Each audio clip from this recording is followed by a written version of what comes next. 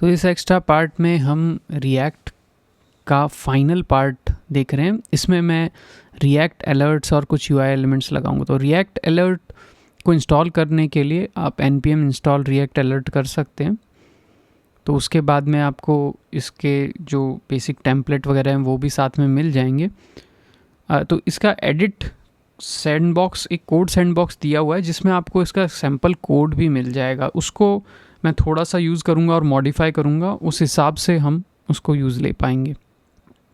तो जाते हैं हमारी रिएक्ट एप्लीकेशन पे और यहाँ पे हम npm इंस्टॉल कर लेते हैं रिएक्ट अलर्ट और रिएक्ट अलर्ट टेम्पलेट। तो टेम्पलेट वाला उसके साथ में कोड ऐड हो जाएगा। तो यहाँ पे मैं एक्सपेरिमेंट कर रहा हूँ पोजीशंस बॉटम लेफ़्ट, जो इनके ऑप्शन दिए हुए हैं। तो बॉटम लेफ़्ट में अगर हमारा ये पॉपअप आ पाता है तो मैंने पोजीशंस बॉटम लेफ़्ट किया। अभी तक तो ये रीलोड ही नहीं हुआ है। वापस से एक बार रीलोड करके देखता हूँ और शो अलर्ट, तो यहाँ पे बॉटम में लेफ़्ट पे आ गया है। और यहाँ पे प्रोवाइडर वगैरह दिया हुआ है इसका। यहाँ पे एक फ़ाइल है जिसमें यहाँ फ्रेगमेंट में लिखा हुआ है कि कौन सा बटन है जिससे ये पॉपअप आएगा, और अलर्ट डॉट शो के अंदर वो मैसेज लिखा हुआ है जो हमको शो करना है। तो ये पूरी चीज़ें हम कॉपी कर सकते हैं जो इसको चाहिए रिएक्ट अलर्ट को। और मेरे को ये ऐप JS में पुट करना पड़ेगा जो प्रोवाइडर है, क्योंकि एक राउट प्रोवाइडर भी हमने पहले से वहाँ पुट किया हुआ है, तो उससे वो क्लैश ना हो जाए। तो नेमिंग का भी आप ध्यान रखें। उसके अलावा ऑप्शंस हैं, तो ऑप्शंस भी मैं पुट कर देता हूँ, कितना टाइम आउट होगा, कौन सी पोजीशन पे वो आएगा। तो ये चीज़ तो आप पूरी ऐप पे लगा देंगे। तो प्रोवाइडर को मैं राउट प्रोवाइडर के बाहर लगा रहा हूँ। तो एग्जैक्टली ये ऑप्शंस मैंने कॉपी कर लिए। अब जहाँ पे भी मेरे को इसको यूज़ लेना है वहाँ पे मेरे को अलर्ट डॉट शो नाम से या अलर्ट डॉट इन्फो इस तरह से मैसेजिंग करनी है। और ये अलर्ट कहाँ से आएगा, ये एक यूज़ अलर्ट हुक से आएगा। तो जैसे ऐड टू कार्ट के बाद में मैं ऐड करके देखता हूँ। तो ऐड टू कार्ट बटन के ऑन क्लिक पे हम ये अलर्ट शो करते हैं। तो अभी ये एरर दे रहा है कि अलर्ट नाम से कुछ है ही नहीं। ठीक है, तो रिएक्ट अलर्ट इसको अभी मिला नहीं है। तो इसमें आपको ये यूज़ अलर्ट का भी इंपोर्ट करना था। तो यूज़ अलर्ट को इंपोर्ट करेंगे और उस हुक से आप ये अलर्ट बनाओगे भी जो वेरिएबल है। तो constant alert equal to use alert, इस तरह से आप बना लोगे। अभी भी ये इशू आ रहा है, इसको रिएक्ट अलर्ट लाइब्रेरी नहीं मिली है। तो ये इंस्टॉलेशन एक तरह से फेल हो गया। शायद पुरानी लाइब्रेरी है, डिपेंडेंसीज़ लेटेस्ट नोड के हिसाब से नहीं इसको दिख रही होंगी। तो हम फोर्स करके इस तरह का इंस्टॉलेशन कर सकते हैं। तो जब भी कोई आउटडेटेड लाइब्रेरी हो तो हमारे पास एक ऑप्शन होता है कि हम फोर्स पैरामीटर लगा के उसको कर सकें। तो यहाँ पे आप देख रहे हो इसकी डिपेंडेंसी जो थी वो पुरानी है, रिएक्ट 16 से रिलेटेड है 16, और अभी हम रिएक्ट लेटेस्ट 18 यूज़ कर रहे हैं। तो इस वजह से ये इसके साथ पूरी तरह से कंपैटिबिलिटी इसकी चेक नहीं हो पाती।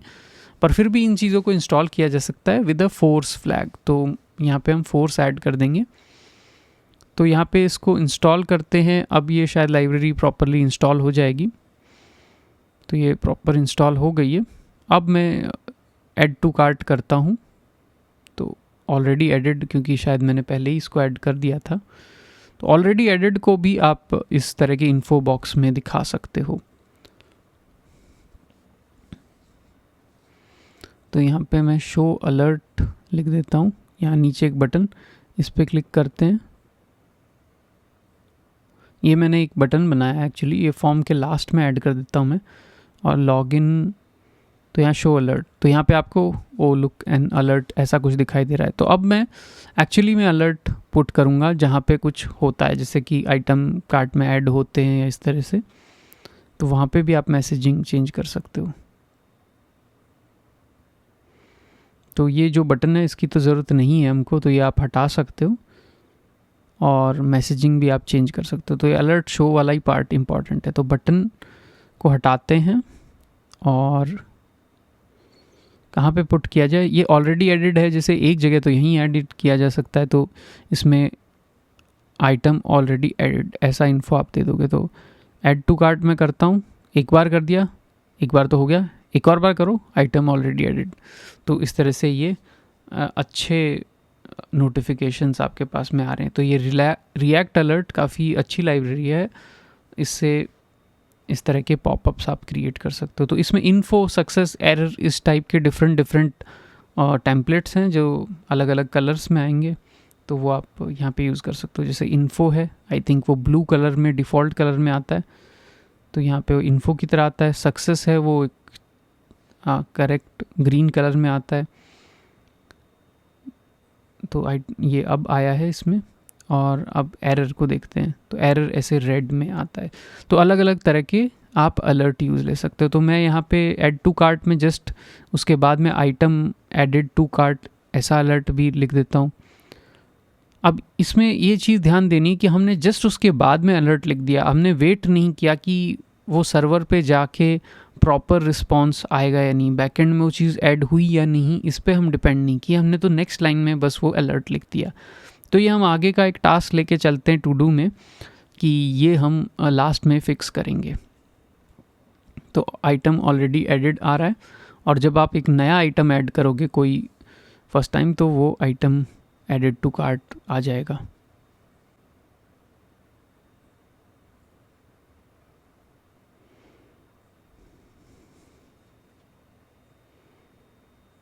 तो नेक्स्ट मैं एक लोगो चेंज कर रहा हूँ। जो यहाँ पे टेलविंड का डिफ़ॉल्ट लोगो आया है, उसकी जगह मैंने कोई अपना लोगो यहाँ पे पुट कर दिया है। तो बेसिकली वो भी एक थोड़ा सा स्मॉल यूआई चेंज है, तो मैं उस पीएनजी फाइल को यहाँ पे पुट कर रहा हूँ। तो नैव बार में भी आपको वो दिखाई देगा, एक दो जगह और आप उसको यूज़ कर सकते हो। आई थिंक लॉगिन पेज में भी वो सेम लोगो है, तो यहाँ पे भी वो टेलविंड का लोगो दिखाई दे रहा है। तो वहाँ पे भी मैं उसको रिप्लेस करके जो ये ई कॉमर्स का मेरा और मैं सर्च कर रहा हूँ एक्चुअली कितनी जगह ये टेलविंड का लोगो है, तो उसको सबको मैं रिप्लेस करके पूरे यूआरएल को /ecommerce.png जो मैंने यहाँ पे इंपोर्ट की है एक फ़ाइल, आप अपना कोई लोगो यूज़ कर सकते हो। तो अब रीलोड करके देखेंगे तो यहाँ पे ई कॉमर्स का अलग सा ये लोगो दिखाई देगा। तो ये तो एक केवल यूआई चेंज है।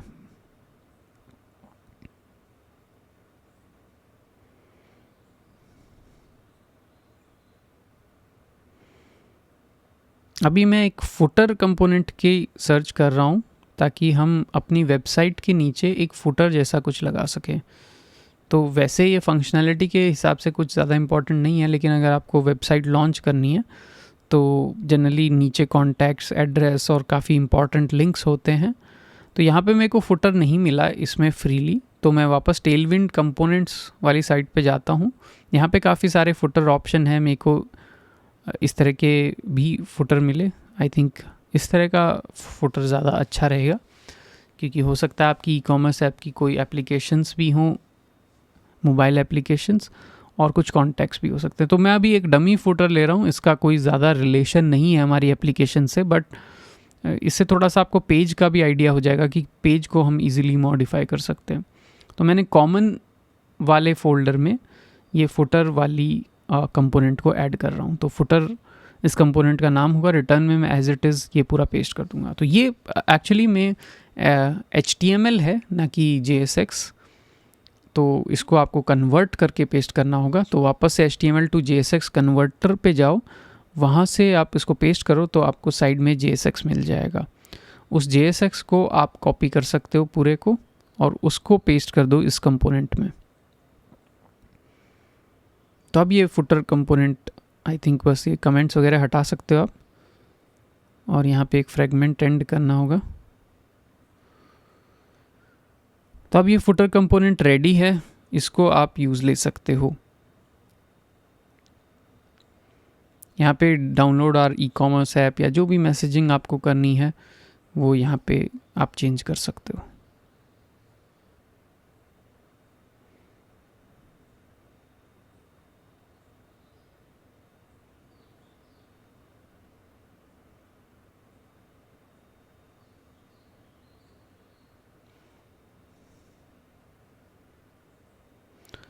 तो जैसे फुटर को कहीं पे लगा के देखते हैं, तो जैसे नैव बार के बाद में मैं यहाँ पे ये मैं लगा रहा हूँ एडमिन के होम पे। वैसे होम पेज पे लगा के देखते हैं, एडमिन को तो ज़्यादा ऐसी चीज़ें नहीं चाहिए। तो हम फुटर को इंपोर्ट नहीं कर पा रहे हैं, तो आई थिंक इसको एक्सपोर्ट नहीं किया था हमने। एक्सपोर्ट डिफ़ॉल्ट कर देते हैं इसको, जैसा हमेशा हम करते हैं, और एक्सपोर्ट डिफ़ॉल्ट है तो अब इसको इंपोर्ट किया जा सकता है। तो यहाँ पे मैं फुटर टाइप करता हूँ, और ये मैनुअली शायद मेरे को इंपोर्ट करना पड़ेगा, इसमें अभी ऑप्शन नहीं आ रहा। इंपोर्ट फ्रॉम, और जिस भी लोकेशन पे आपने वो रखा था, तो फीचर्स में कॉमन फीचर्स में रखा था और उसमें फुटर इस तरह से रखा था। तो अब ये फुटर दिखना चाहिए होम पेज के नीचे। तो इसको एक बार वापस से आप रीलोड करके देखो। आई थिंक यहाँ पे मैंने एक्सपोर्ट डिफ़ॉल्ट 2 बार लिख दिया, ऊपर भी लिखा था और नीचे भी। अब ये देखिए तो आप इसमें यहाँ पे फुटर आपको प्रॉपर दिख रहा है। तो पेज में आपने इजीली चेंज कर दिया, इसीलिए हम पेज शुरू से बना रहे थे, क्योंकि पेज में आप काफ़ी चीज़ें रख सकते हो without modifying the original component. तो जिस पेज में आपको लग रहा है कि फुटर होना चाहिए, जैसे कार्ट और चेकआउट और इन सब में तो फुटर जैसी चीज़ ना हो तो अच्छा, ताकि यूज़र डिस्ट्रैक्ट ना हो, किसी और पेज पे ना जाए। लेकिन और जगह हो सकता है, जैसे प्रोडक्ट की डिटेल पेज में यहाँ पे फुटर हो सकता है। तो हर बार वही आप कॉपी कर लो, वही इंपोर्ट जहाँ जहाँ आपको चाहिए, तो इस तरह से वो आप लगा सकते हो। तो ये भी एक यूआई फीचर है, आप ऐड कर सकते हो फुटर्स। यहाँ पे चेकआउट वगैरह में आई डोंट थिंक कि फुटर्स की कोई ख़ास नीड है, तो आप अपने हिसाब से, अपनी एप्लीकेशन के हिसाब से जहाँ पे फुटर चाहिए वहाँ पे ऐड कर सकते हो। अब नेक्स्ट मैं रिएक्ट लोडर यूज़ कर रहा हूँ। तो रिएक्ट लोडर स्पिनर नाम से एक लाइब्रेरी है, इसको ट्राई आउट करके देखते हैं। तो लोडर हम कहाँ काम लेंगे, जब भी हमारी एपीआई थोड़ा सा टाइम ले रही है, और हमने अभी तक आपको याद होगा थोड़ा सा सब कुछ लोकल होस्ट पे किया है तो क्विकली हो जाता है, लेकिन बैकएंड में जाएंगे तो वो चीज़ें टाइम लगाएंगी। तो उस वक्त में आपको एक लोडर दिखाई दे, वो एक अच्छा यूज़र एक्सपीरियंस है। तो यहाँ पे रिएक्ट स्पिनर्स करके भी है, इसका डॉक्यूमेंटेशन दिया हुआ है। तो बहुत तरह की चीज़ें हैं, किस तरह का लोडर आप बनाना चाहते हो यहाँ से आप उठा सकते हो। तो मैं अभी इस यूआई में ज़्यादा कुछ डिसीजन नहीं लेना चाहूँगा, ये ग्रिड वाला मैं जस्ट यहाँ से कॉपी कर लेता हूँ। बहुत सारे यूआई टेम्पलेट्स हैं, तो वापस से इस लाइब्रेरी को इंस्टॉल करने के लिए फोर्स करना पड़ेगा। तो मैंने npm इंस्टॉल इसको वापस से फोर्स कर दिया है लाइब्रेरी को, और फिर हम ये ग्रिड वाला कोड उठा के कहीं पे पेस्ट कर सकते हैं। तो लोडर कब लगाना है, जब आपका रिएक्ट रिडक्स में, आपको याद होगा हर बार एक स्टेटस वेरिएबल हम रखते थे, और वो पहले पेंडिंग होता था या आइडल होता था, वो चेंज होता रहता था। तो वो उस ट्रांजिशन के बीच में हम ये पूरा ग्रिड वाला दिखाएंगे। तो सबसे पहले तो हम प्रोडक्ट ग्रिड से ही स्टार्ट करते हैं। जो प्रोडक्ट की लिस्ट है, जब तक प्रोडक्ट लोड ना हो तो हम ये ग्रिड दिखा दें। तो मैंने ग्रिड को टॉप पे पेस्ट कर दिया है। ये प्रोडक्ट लिस्ट पेज है, यहाँ पे टॉप पे एज इट इज़ पेस्ट किया है, पर ये कंडीशनली दिखेगा, हर बार नहीं दिखेगा। कब दिखेगा, जब आपका स्टेटस लोडिंग होगा एक तरह से, ठीक है। तो स्टेटस इक्वल टू लोडिंग या पेंडिंग। एक बार मैं चेक कर लूँगा कि इसकी क्या वैल्यू है वहाँ पे, और अदरवाइज़ ये नल होगा, यहाँ पे आपको लोडर नहीं दिखाई देगा। तो ये सारी इन्फॉर्मेशन तो स्लाइस में है, जहाँ पे लिखा हुआ है कि किस तरह से स्टेटस मेंटेन्ड है। तो यहाँ पे हमने स्टेटस शुरू में आइडल रखा था, फिर उसके बाद में स्टेटस हो जाता है लोडिंग, और वो वापस आइडल हो जाता है जब डेटा या तो फुलफिल हो जाता है या रिजेक्ट हो जाता है। तो इस स्टेटस को लेने के लिए भी एक सेलेक्टर बना लेते हैं। तो सेलेक्ट प्रोडक्ट, या इसका क्या नाम रख सकते हैं हम, प्रोडक्ट लिस्ट स्टेटस। और यहाँ पे मैं इसमें state dot product dot status use कर लेता हूँ, ओके। तो अब वो उस स्टेटस वेरिएबल को यूज़ ले लेगा जब तक कि हमारी एपीआई कॉल सक्सेसफुल नहीं हुई है। तो इसको यहाँ पे एक्सेस करते हैं प्रोडक्ट लिस्ट पेज में। तो मैं यहाँ टॉप पे लिखता हूँ कांस्टेंट स्टेटस इक्वल टू, और मैंने वो पूरा सेलेक्टर कॉपी कर रखा है तो उसको मैंने पेस्ट कर दिया। उसको इंपोर्ट करना ज़रूरी है, यहाँ इंपोर्ट आ गया है। तो इस तरह से ये चीज़ चल रही है। तो अब स्टेटस को आप, नीचे वेरिएबल को तो हमने यूज़ लिया हुआ ही था, तो यहाँ इंपोर्ट प्रॉपर हो गया है। अब एक बार चेक करके देखते हैं, लॉगिन करते हैं तो यहाँ पे कुछ भी नहीं दिखाई दिया, ग्रिड वगैरह कुछ भी। थोड़ा सा स्लो कर लेते हैं नेटवर्क को। तो एक नेटवर्क स्लो करने का एक तरीका होता है डेव टूल्स में। वैसे ये स्लो करना मुश्किल है क्योंकि ये लोकल होस्ट पे है, तो थोड़ा ही स्लो होगा। तो स्लो 3G कर लेता हूँ जिससे थोड़ा स्लो तो ये हो जाए। तो कंटिन्यू शॉपिंग, इससे तो हुआ नहीं। रीलोड करके देखता हूँ, फिर लॉगिन करके देखता हूँ। तो थोड़ी देर तो आया लेकिन लोडर यहाँ पे नहीं दिखाई दिया। तो क्या इशू है यहाँ पे? स्टेटस लोडिंग होगा, ये पेंडिंग नहीं था इसका नाम। अब रीलोड करके देखते हैं तो ये वापस लॉगिन पे चला जाएगा एक बार। अभी सब कुछ ही स्लो हो गया है क्योंकि मैंने जो थ्रॉटलिंग की है नेटवर्क की। अब लॉगिन करते हैं, ये आपको लोडर थोड़ा आउट ऑफ प्लेस दिखाई दे रहा है, पर दिखाई दे रहा है। तो इसको थोड़ा सा कट कर लेता हूँ मैं जहाँ ये सही लगे। आई थिंक वो प्रोडक्ट ग्रिड के अंदर अच्छा लगेगा जब तक प्रोडक्ट लोड नहीं हुए हैं। तो ये प्रोडक्ट का जो मैप है इससे जस्ट ऊपर इसको पेस्ट कर देता हूँ। तो स्टेटस नहीं दिखाई दे रहा क्योंकि ये अलग कंपोनेंट में है, तो मैं इसको एज ए प्रॉप की तरह पास कर देता हूँ। और यहाँ पे हम या तो स्टेटस को वहीं पे डिक्लेयर करें उस कंपोनेंट के अंदर ही, या फिर उसको अभी प्रॉप की तरह पास कर दें। आपके पास दोनों चॉइसेस हैं। मैं प्रॉप की तरह इसको पास कर रहा हूँ।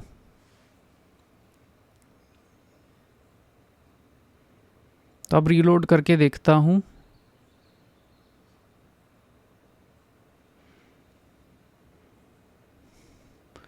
अब लॉगिन करते हैं, यहाँ पे ग्रिड दिखाई दे रहा है। तो ग्रिड को सेंटर भी कर सकते हो, कोई और लोगो भी दे सकते हो, साइज़ भी बढ़ा सकते हो, वो सब आप अपने हिसाब से करें।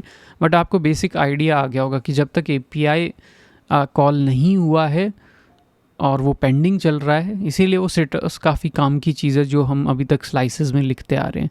वो स्टेटस आपको बताएगा कि इस वक्त पेंडिंग चल रहा है कॉल। यहाँ मैं कलर चेंज कर लेता हूँ इसका, एक आपको कुछ कस्टमाइजेशन तो इसमें मैं करके दिखाता हूँ। तो कलर में आप देखोगे तो मैं बेसिक ये कलर जो पर्पल कलर जो डिफ़ॉल्ट टेलविंड हमारे कंपोनेंट्स का दिखा रहा है उसको कॉपी करना चाह रहा हूँ। तो उसका कोड आपको कहीं से मिल जाएगा। तो मैं एक्चुअली CSS में ही सर्च कर रहा हूँ कि उसका कलर कोड क्या है।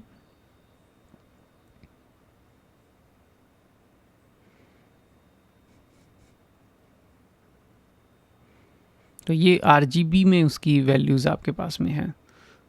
तो हमको RGB में नहीं चाहिए, हमको तो एक्चुअली उस तरह से चाहिए हेक्स कोड।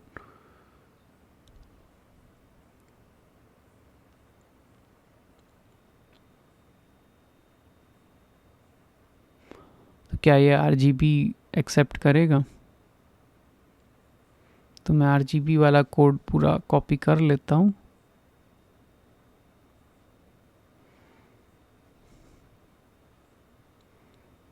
आई थिंक ये इसमें कॉमा एक्सपेक्ट करेगा। वापस से रीलोड करके देखते हैं एप्लीकेशन।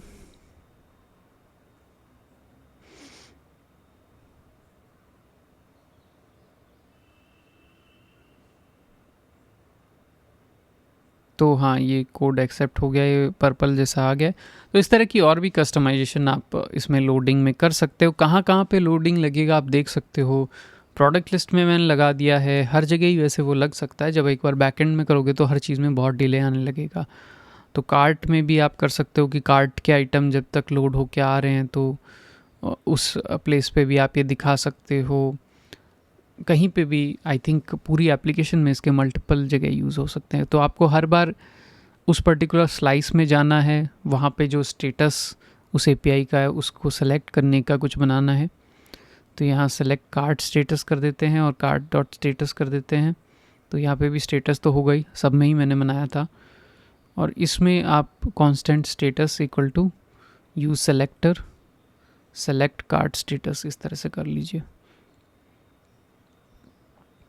तो अब वापस से रीलोड करता हूँ, यहाँ पे जाता हूँ, ये भी लोडर आ रहा है। कार्ट पे जाते हैं, पर कार्ट तो पहले ही लोड हो जाता है, तो यहाँ कम चांस है कि आप रीलोड देख पाओगे क्योंकि कार्ट बैकग्राउंड में ही हम शुरू में सेलेक्ट सारे आइटम्स कर लेते हैं।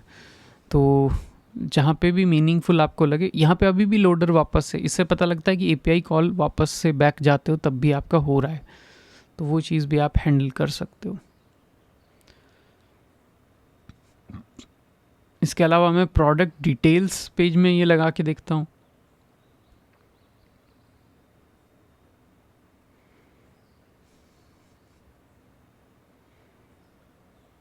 तो वैसा ही आपको एक्चुअली प्रोडक्ट लिस्ट स्टेटस नाम से एक स्टेटस है, और ये सेम ही स्टेटस वेरिएबल मैंने एक्चुअली सब में यूज़ लिया है, चाहे वो प्रोडक्ट को फिल्टर करके हो या ब्रांड्स को कैच करना हो या कैटेगरीज को करना हो। तो हमने अलग अलग वेरिएबल्स नहीं बनाए, बट आई थिंक लोडर के लिए वो ज़रूरी भी नहीं है, क्योंकि लोडर एक बार में एक ही पेज पे होगा, तो आप सेम स्टेटस भी यूज़ ले सकते हो, तो उसमें कोई इशू नहीं है।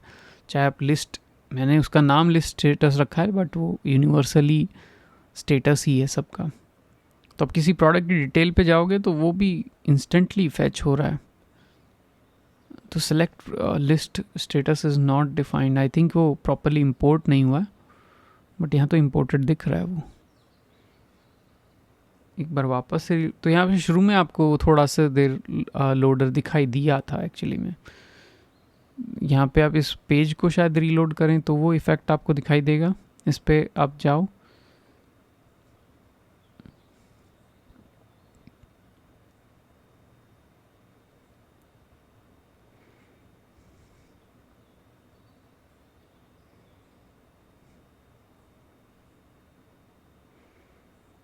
तो यहाँ पे आप वो हर बार जाते हो इस पे, तो एक बार वापस से वो फैच करने की कोशिश करता है प्रोडक्ट्स को।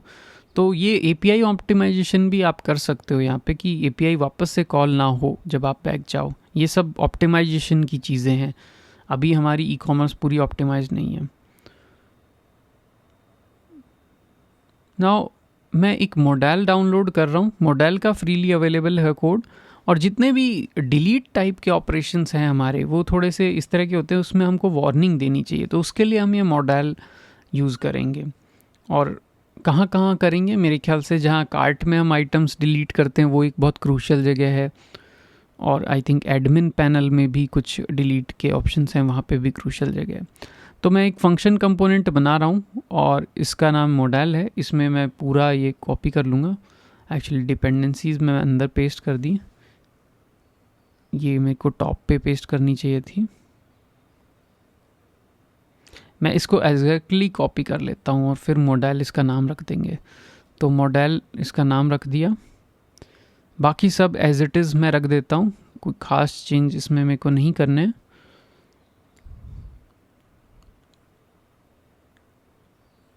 तो यहाँ पे डीएक्टिवेट कैंसिल इसके इस तरह से नाम है, पर मैं यहाँ ये चाहूँगा कि ये मॉडल जो है ये एक जनरल पर्पज़ मॉडल बने, मतलब मैं कंट्रोल कर सकूँ कि इसके अंदर क्या मैसेजिंग है, मतलब डिलीट है कि रिमूव है कि क्या है, और किस तरह का मैसेज यूज़र को दिखाई देता है।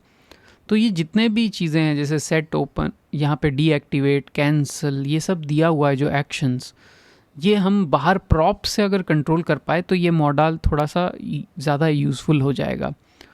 तो मैं इसमें काफ़ी सारी चीज़ें वेरिएबल कर सकता हूँ, जैसे कि मैसेजिंग कर सकता हूँ, ये टाइटल है एक्चुअली में, तो एक टाइटल हो जाएगा। उसके अलावा आप कह सकते हो कि वार्निंग, या फिर इसको आप कह सकते हो मैसेज, क्योंकि ये मैसेज दिखाई देगा कि मॉडल में क्या है।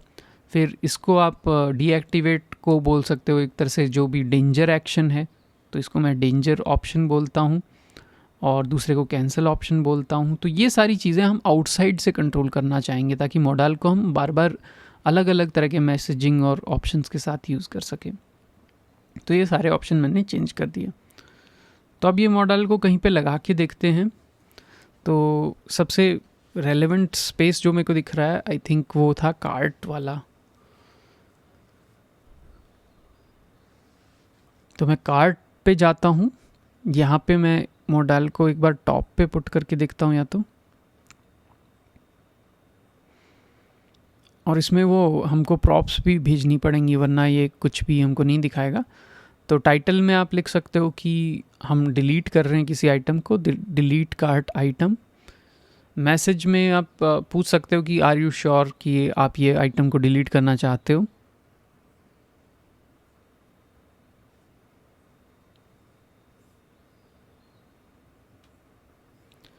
और डेंजर ऑप्शन में यहाँ पे डिलीट होगा मैसेज, क्योंकि आप एक तरह से डिलीट करना चाह रहे हो, और कैंसिल ऑप्शन में सीधे आप कैंसिल लिख सकते हो। तो अब प्रॉपर मॉडल आना चाहिए, पर मॉडल से अभी डिलीट होगा या नहीं, तो ये आ रहा है, आते ही रीलोड होते ही आ रहा है ये एक्चुअली, क्योंकि मैंने मॉडल को सीधे ही पुट कर दिया है कार्ट पे। तो जबकि हमको चाहिए कि जब हम रिमूव पे क्लिक करें तो ये आए। तो इसकी मैसेजिंग को मैंने थोड़ा सा करेक्ट कर दिया है, कैपिटल कर दिए लेटर्स, तो मॉडल दिख तो सही रहा है, पर अभी हमको ऐसा कुछ करना है कि ये तब शो हो। तो यहाँ पे मैं एक शो नाम का वेरिएबल बना रहा हूँ, और इसकी जो वैल्यू है वो शो मॉडल से कंट्रोल होगी।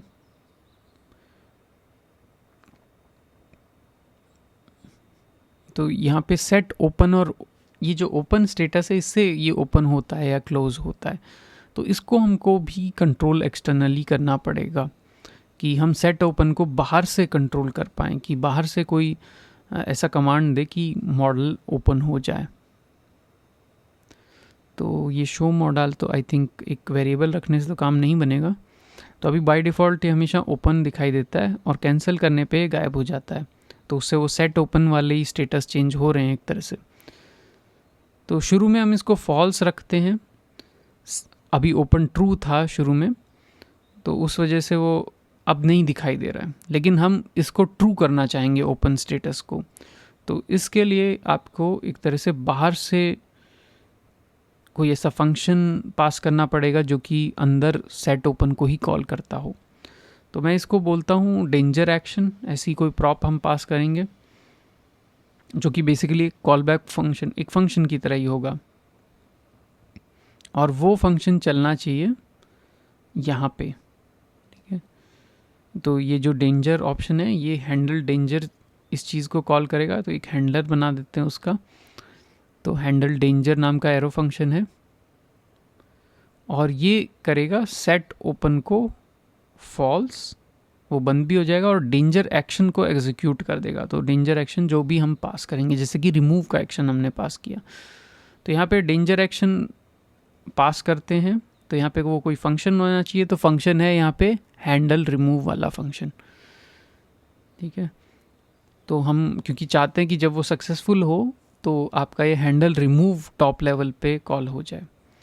तो इसमें एक्चुअली ये दो आर्ग्यूमेंट्स आपको चाहिए होंगे, इवेंट और आईडी। एक्चुअली में तो इवेंट शायद चाहिए ही नहीं, केवल आईडी चाहिए होगी, पर हम किस तरह से इसको पास करें अब इस डेंजर एक्शन में कि हैंडल रिमूव कॉल हो जाए।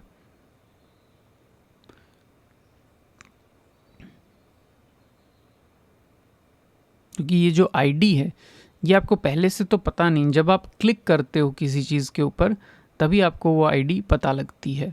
तो मॉडल को कैसे पता लगेगा कि आपने किस आइटम पे उस वक्त क्लिक किया। तो अगर मैं हैंडल रिमूव यहाँ पे लिख देता हूँ तो प्रॉब्लम आती है कि वो आईडी कैसे पता लगेगी, और आईडी वैसे भी लूप के अंदर है। तो इस मॉडल को कट करते हैं और उसी लूप पे चलते हैं, जो एक मैप फंक्शन आपने लिखा होगा।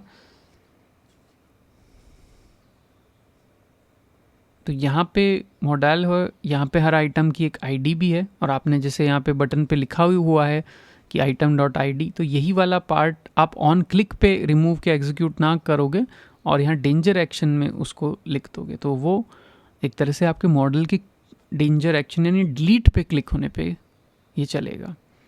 तो जो नीचे वाला बटन रिमूव वाला बटन था, जो पुराना बटन था, उससे केवल आप ये कंट्रोल करो कि ये मॉडल दिखे या नहीं दिखे। ओके, तो ये मॉडल दिखे या नहीं दिखे। तो अब यहाँ पे मैं शो मॉडल नाम का एक और प्रॉप इसमें एक्सेप्ट करता हूँ, और उसकी वैल्यू शो मॉडल के बराबर होगी। तो यहाँ पे मैं इस शो मॉडल को बना लेता हूँ, तो उसके लिए एक स्टेट वेरिएबल बनाना पड़ेगा हमको आई थिंक। तो इसके लिए मैं एक यूज़ इफेक्ट हुक लिख रहा हूँ मॉडल में, और यहाँ पे मैं शो मॉडल पास कर देता हूँ। तो अब इसकी वैल्यू चेंज होगी जैसे जैसे, तो उस हिसाब से मैं इसका सेट ओपन ट्रू या फॉल्स करता जाऊँगा। तो if show model is true, या फिर केवल इफ़ शो मॉडल लिख लो, ट्रू का मतलब होगा कि इफ़ में आप जा ही पा रहे हो। तो यहाँ पे आप लिख सकते हो कि set open is true, otherwise वो फॉल्स हो जाए। तो इस तरह से इतना काफ़ी है, एल्स सेट ओपन फॉल्स। तो ये शो मॉडल की वैल्यूज़ इसको, तो शो मॉडल कैसे चेंज होगा, इसको हम कैसे चेंज कर पाएंगे यहाँ से, तो उसके लिए भी यहाँ पे एटलीस्ट एक स्टेट वेरिएबल होना चाहिए।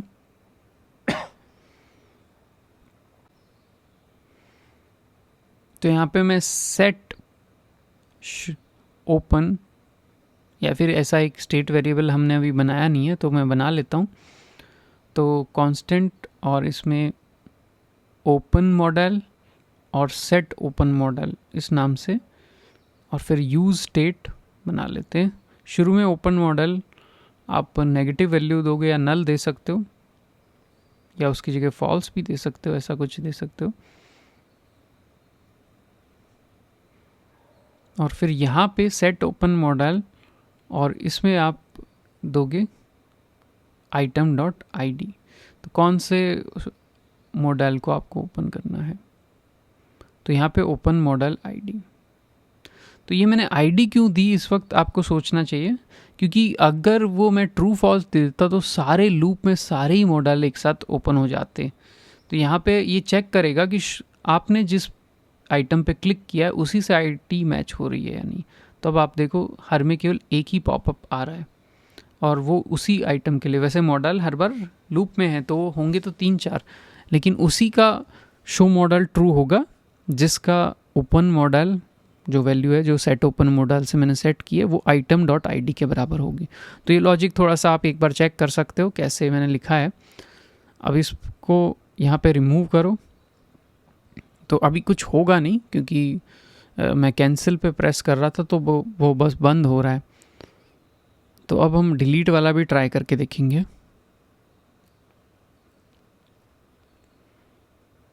डिलीट से पहले मैं इसका मैसेजिंग थोड़ा सा चेंज करता हूँ। आप डिलीट कार्ट आइटम की जगह उस आइटम का नाम भी तो आप दे सकते हैं, क्योंकि अब आप लूप के अंदर हैं तो कार्ट की पूरी इन्फॉर्मेशन, आइटम की इन्फॉर्मेशन आपके पास है, तो आइटम का पूरा नाम या टाइटल आप दे दो ताकि यूज़र को और भी क्लियर हो कि कौन सा आइटम वो डिलीट करने वाला है।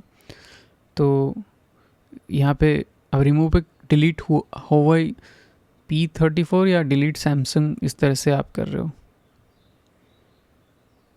तो अब ये भी प्रॉपर लग रहा है, तो अब शायद हम डिलीट वाला कर सकते हैं। ऐसे कैंसिल एक्शन भी आप भेज सकते हो। वैसे कैंसिल एक्शन में इस बार कुछ है नहीं, लेकिन मान लो फ्यूचर में आप डेंजर एक्शन की तरह कैंसिल वाला एक्शन भी कुछ करना चाहते हो तो वो कर सकते हो। तो इसमें मैं सेट ओपन मॉडल -1 कर रहा हूँ। बेसिकली कैंसिल करते ही आप किसी भी मॉडल की आईडी नहीं एक्सेस कर रहे, तो एक तरह से आप उसको वापस -1 या नल सेट कर सकते हो।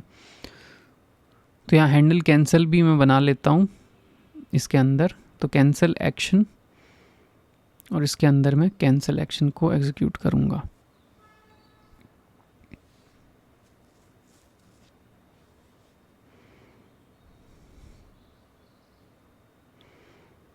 और यहाँ पे इसका भी हैंडल कैंसिल हम बना लेते हैं। तो हैंडल कैंसिल ऑलरेडी हमने लिख दिया।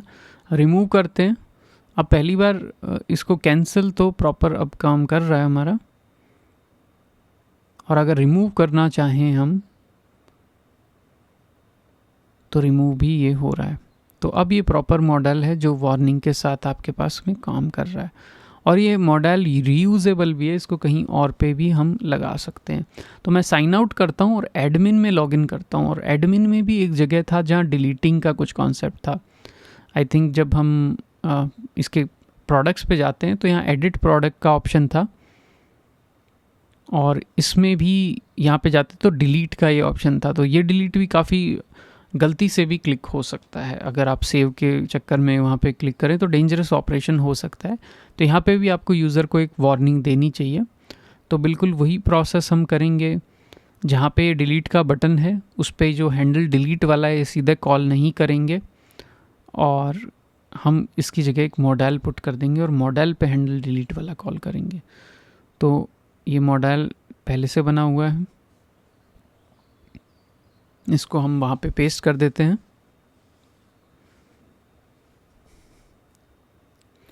तो इतना ही पार्ट आई थिंक इम्पॉर्टेंट है, और एक सेट ओपन मॉडल वहाँ पे भी स्टेट हमको क्रिएट करनी पड़ेगी, तो वो भी हम एक क्रिएट कर देंगे। तो सेट ओपन मॉडल मतलब मॉडल का आईडी सेट करता है बस वो। बट आई थिंक यहाँ पे मल्टीपल आईडीज़ की ज़रूरत नहीं है, तो आप थोड़ा सा लॉजिक चेंज भी कर सकते हो। तो एग्जैक्टली कहाँ पे पेस्ट किया जाए इसको, जो बटन है मॉडल तो वैसे यूनिवर्सल है, वो आप कहीं पे भी पेस्ट कर सकते हो। जैसे मैं यहाँ टॉप पे पेस्ट कर देता हूँ, क्योंकि वो तो एक लेयर ऊपर आता है, एक तरह से वो पेज के ऊपर दिखाई देता है, तो इवन उसको आप एकदम लास्ट में भी पेस्ट कर सकते हो। पिछले केस में तो हमको उसको लूप में पुट करना पड़ा, बिकॉज काफ़ी सारे मॉडल क्रिएट हो रहे थे और आईडी के हिसाब से कुछ इन्फॉर्मेशन चाहिए थी। बट अगर पेज में केवल एक ही मॉडल है, यूनिवर्सल है वो, तो आप एकदम टॉप लेवल पे या एकदम बॉटम लेवल पे कहीं पे उसको हाइड कर सकते हो, उस कोड को। तो यह मॉडल मैंने इंपोर्ट किया। अब आइटम डॉट टाइटल की ज़रूरत नहीं है यहाँ पे, तो सीधे आप लिख सकते हो कि सेलेक्टेड प्रोडक्ट जो है, क्योंकि सेलेक्टेड प्रोडक्ट नाम से ही ओपन होता है वो। तो सेलेक्टेड प्रोडक्ट डॉट टाइटल, उसको डिलीट करें क्या, आर यू श्योर आप इस प्रोडक्ट को डिलीट करना चाहते हो, delete and cancel is fine. Danger action क्या होगा, तो डेंजर एक्शन होगा हैंडल डिलीट, और इसमें भी आपको कुछ आईडी वगैरह पास नहीं करनी है, तो काफ़ी आसान हो गया आपका काम। सीधे यहाँ पे डेंजर एक्शन में हैंडल डिलीट ही पास कर दो। और कैंसिल एक्शन में कुछ देने की ज़रूरत नहीं है। शो मॉडल में ओपन मॉडल आप दे रहे हो, वैसे इसमें ओपन मॉडल की भी क्या हमको नीड है, आई थिंक ओपन मॉडल केवल ट्रू फॉल्स करने से भी इसमें काम चल जाएगा, क्योंकि यहाँ पे कोई आईडी मैचिंग नहीं है मल्टीपल की। तो मैं वैसा ही कॉपी कर लेता हूँ, और ये स्टेट वेरिएबल भी हम यहाँ पे क्रिएट कर रहे हैं प्रोडक्ट फॉर्म में, और इसकी वैल्यू आप शुरू में नल दे दो, और यहाँ पे कैंसिल एक्शन में वापस से इसको नल दे दो, लेकिन कहीं पे आपको इसको ट्रू भी सेट करना होगा। तो आई थिंक ओपन मॉडल यहाँ पे नल सेट, मैं यहाँ पे भी नल ही कर देता हूँ। तो ओपन मॉडल ट्रू कहाँ पे सेट होगा ये आपको देखना है बस। वो वहाँ पे सेट होगा जहाँ पे आपका प्रीवियस बटन लगा हुआ है। तो आपका प्रीवियस बटन डिलीट का जो था वो केवल इसको शो करने के काम आएगा। तो यहाँ पे आप कह सकते हो कि set open model is true, यहाँ पे ट्रू से ही काम चल जाएगा, क्योंकि आईडी मैचिंग नहीं चाहिए, एक ही मॉडल है। तो डिलीट पे वो दिखाई दिया, डिलीट आईफोन 9, तो आप यस कर सकते हो, और उस हिसाब से तो ये यहाँ पे कैंसिल कर दिया तो कुछ नहीं हुआ, कैंसिल कर दिया तो कुछ नहीं हुआ,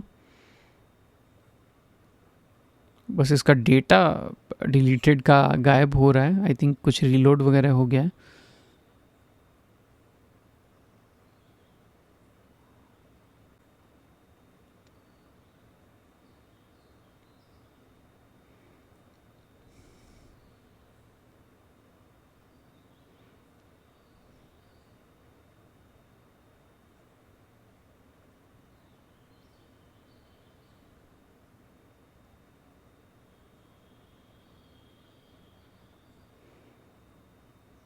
तो यहाँ कंसोल लॉग में यहाँ प्रोडक्ट की इन्फो आ रही है, तो उससे एक्चुअली हैंडल डिलीट में हमको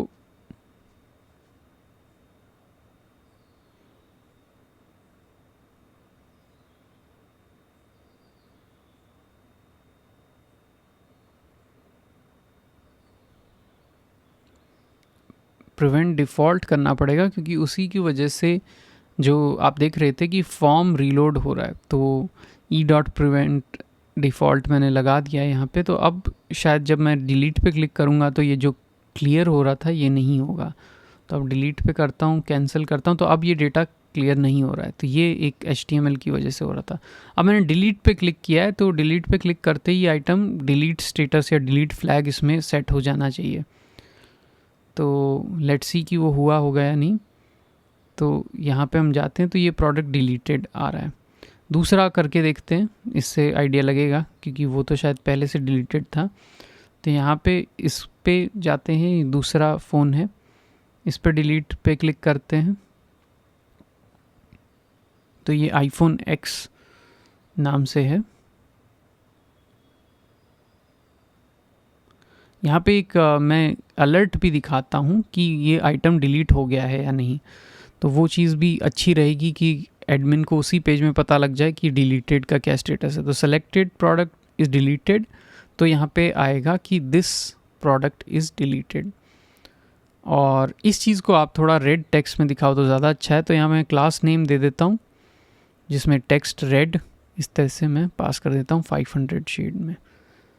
तो अभी तो ये डिलीटेड नहीं है, ये नया फ़ोन था, दूसरा हमने ओपन किया है, पर ये डिलीट होने के बाद पिछले वाले पे दिखना चाहिए। जैसे इसके एडिट में यहाँ पे दिस प्रोडक्ट इज़ डिलीटेड। अभी ये 2 लाइन में आ रहा है तो कुछ इसका फॉर्मेटिंग इशू है।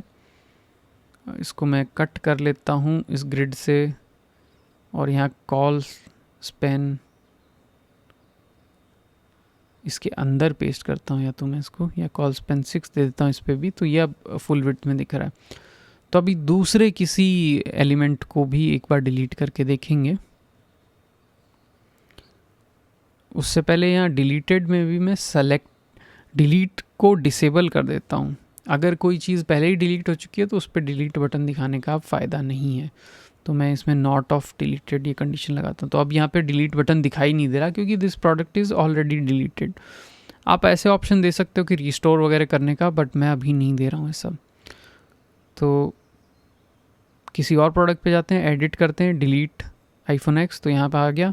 यहाँ पे तुरंत ऊपर स्टेटस में अपडेट नहीं दिखाई दे रही है, पर यहाँ पे प्रोडक्ट डिलीटेड है, और अंदर आने के बाद ये प्रोडक्ट डिलीटेड इसमें भी दिखाई दे रहा है। तो तुरंत स्टेटस अपडेट उसमें नहीं दिखाई दी, आई थिंक, क्योंकि शायद ये प्रोडक्ट डॉट डिलीटेड है वो ट्रू हम सेट तो करते हैं अपडेट प्रोडक्ट में, बट उसका डेटा वापस से हम शायद फेच नहीं कर रहे हैं एट द राइट टाइम।